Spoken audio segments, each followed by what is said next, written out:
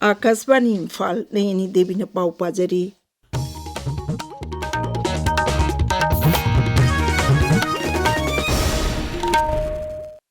Taret छुबा governor award यंद्रेम्बम Ibochouba सिंगदा राज्यपाल अजय कुमार भलाना ngasi kusinakre इम्फाल ईस्ट जिला की मंत्री पुखीदा लेबा मुख्यमंत्री ऑफिस की कैबिनेट होल्ड पांगथोकिबा तौरम अमदा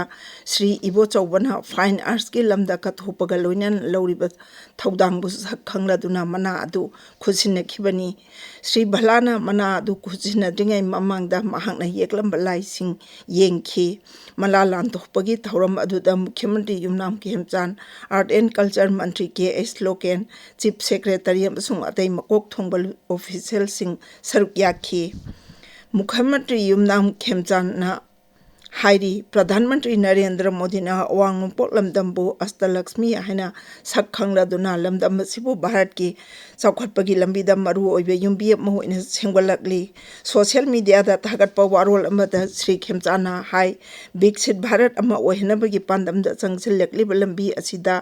एक भारत श्रेष्ठ भारत की मयेक लारबा खुदम अमा ओइना अवांग नोंपोक राज्य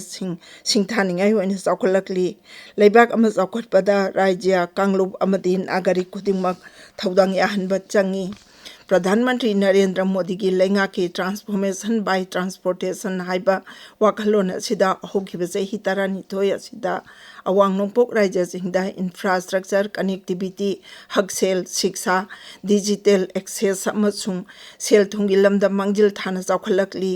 लंबी थोंग रेलवे एयरपोर्ट अमदी इसिंग लंबी सिंग चौखटहंदुना लमदम असि खा नोंपोक एशिया की गेटवे ओइना अपुनबा चौखटपा पुरंगनबगी मरुओइबा मफम अमा ओइरकली पुनमक असिना लमदम असिदा शांति तंगदु लैताबा मदी हिरम कयादा सेल थादबना चिंगबदा चाउना अवनबा पुरकपा ngamlagani मणिपुरी लोल अमसुंग खोरी लोलदा ग्लोबलाइजेशन की साफो हाइबसिदा नोमगी ओबा सिंपोजियम अमा धनमंजूरी यूनिवर्सिटी की डीएम कॉलेज ऑफ आर्ट्स की ऑडिटोरियम दा ngasi पांगथोकली साहित्य अकादमी ने यूनिवर्सिटी असिगी स्कूल ऑफ ह्यूमैनिटीज का पुनः सिनबा थौरम अदुदा यूनिवर्सिटी असिगी वाइस चांसलर डब्ल्यू चानबाबू सरुक यारी Composite Regional Center for Skill Development, Rehabilitation and Empowerment of Persons with Disabilities Imphal na Sinduna Purple Fair haina ming thonba thoram amma Bishnupur Jilla gi Ningthaukhong Higher Secondary School da hojik pangthokli Social Justice amasung Empowerment Mantralugi miyeng makada pangthokpa thoram asida nat amasung kala Sanskriti sana kohnaba amasung isei nongmai gi obe thoram sing yauri थौरमदु राज्य की गृह मंत्री गोविंदास कोंतहुजम सरुक याखी महांगना persons with disability महेरोई सिंगदा मना अमदी Braille kit सिंगसु यंथोखी थौरम अदुदा जिला अदुगी महेरोई सिंग सरुक याखी नसामुक्ति सप्ताह की सरुक अमा ओइना डिस्ट्रिक्ट सोशल वेलफेयर न सिंधुना डिस्ट्रिक्ट एडमिनिस्ट्रेशन की मियंग मखादा जिरीबाम जिला दंगसी बाइक रैली अमा पांगथोकरे जिला अदुगी डेप्यूटी कमिश्नर अरविंद हंगलेमना लमथा की रैली अदु जिला अदुगी बाबूपरादगी लमथारगा चिंगदोंग लेकाई फाव चटखी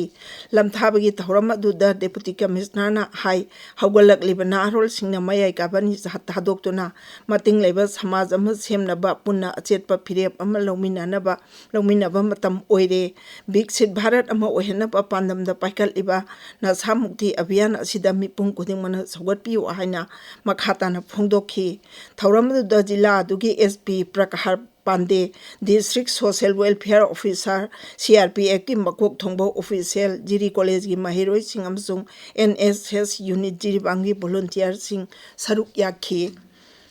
लैखिद्रबा नागा मिचम तरुके चुंबा वायल फंगलवा हाइबा दाबी तकसिलादुना all Naga students association of Manipur अंसमना सिंदुना ngasi इम्फाल दा मियाम गे ओइबा खोंगचत अमा चटखरे खोंगचत अदु इम्फाल गे तांकुल बेप्टिस्ट चर्च तगे हौरगा खुयाथोंग फावरगा चिंगमेरोंग दा लेबा मणिपुर बेप्टिस्ट कन्वेंशन एमबीसी दा थुंखी रैली अदुदा सीएसओ सिंगी लुचिंगबा सिंग मिउचिंग अमदी मिओइ कयाना सरुक याखी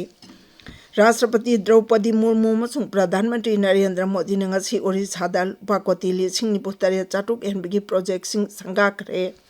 राष्ट्रपति अमसुंग प्रधानमंत्री ना मयूरभंज जिला के पहाड़पुर खुंगंग लेबा संथाली जयहेरा गोसानी पीठ अमसुंग होजहेरा दा लाई खुरमखी पाउलुजरे।